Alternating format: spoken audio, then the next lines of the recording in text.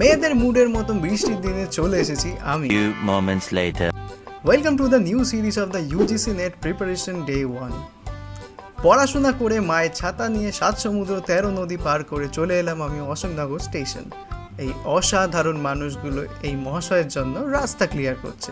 তারপর এই মহাশয় চেপে স্টেশনে এসে দেখা হলো স্কলার দিদি। কলেজ আসতে হয়।